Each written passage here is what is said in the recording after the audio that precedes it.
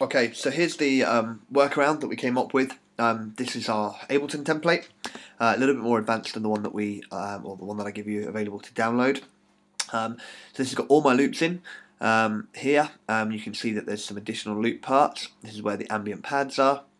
This is where we store our cue tracks. In some instances we use an alternative click for some of the Bethel loops. Their click is slightly different to the Ableton one, and the loops ties better in with that click, so we use their click. The metronome automation to turn the metronome on and off, video triggers as explained in a previous blog, and then this new chord chart triggers. So as briefly explained in this blog, we've come up against a couple of situations where we can't use the stage display functionality within Pro Presenter, so we needed another solution for displaying chords for it to be paperless and be automated. Now this is how we've done it.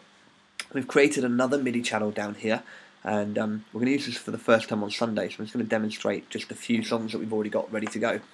So let's take it At Your Name. Here's our loop for At Your Name, and I've created here a MIDI note which is just D3.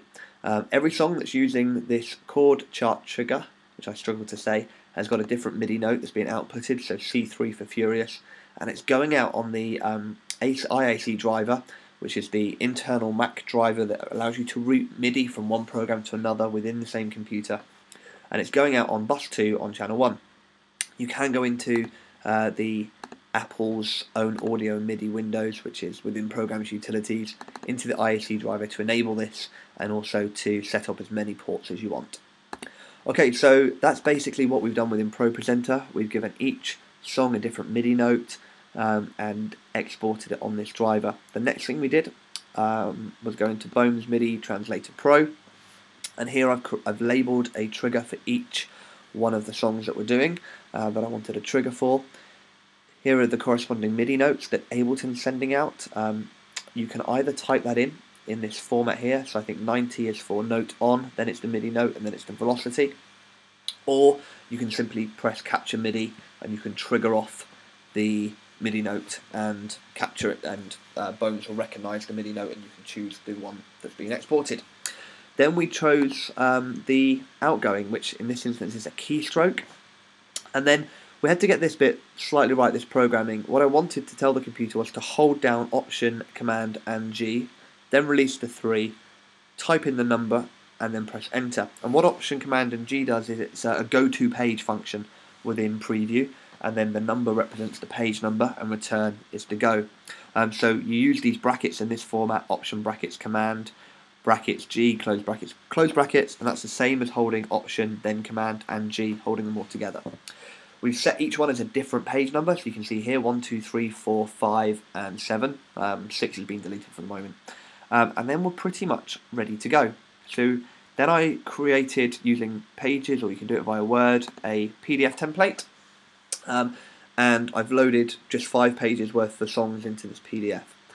I've set this to A3 because on a Sunday I'm going to plug in a second monitor, and this A3 size actually fills that monitor perfectly, so that's the reason why the template looks like this. And then if I scroll down a little bit, so I'm at the last song, and trigger off the first loop for Sunday, or the first song that this is ready for, which is At Your Name.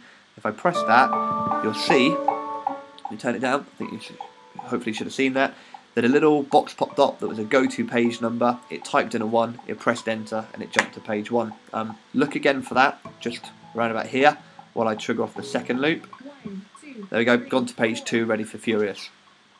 So whenever I trigger off a loop now, it's going to turn the page on our stage display for the chords for exactly the right song. If I go back and jump to another one, God is able, before the loops actually come off, it's fine, and then we just stop that. Let me go back into my Ableton template, and all I've simply done, like I said, created these MIDI triggers, set the note right at the first beat of the bar.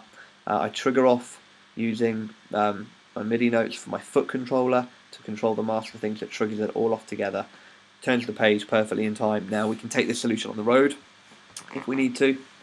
If we're triggering off a lyric video that doesn't have chords on the stage display, we can use it for that as well. And it also gives us the option of having 2 screens if we are using the stage display at the back, so just another comfort monitor. Yes, ideally we'd love to be able to memorise every chord and lyric that we do, but unfortunately that's maybe just a step too far at the moment for all of us. So this works as a really nice solution cuts down on the barriers of having music stand on the stage, and still gives us all the functionality we need. So I hope this helps. No doubt in the future we'll come up with more things to do with MIDI off our Ableton template, maybe controlling lights or other things like that, and we'll blog about them again as I do it. Brilliant, take care and God bless. Bye bye.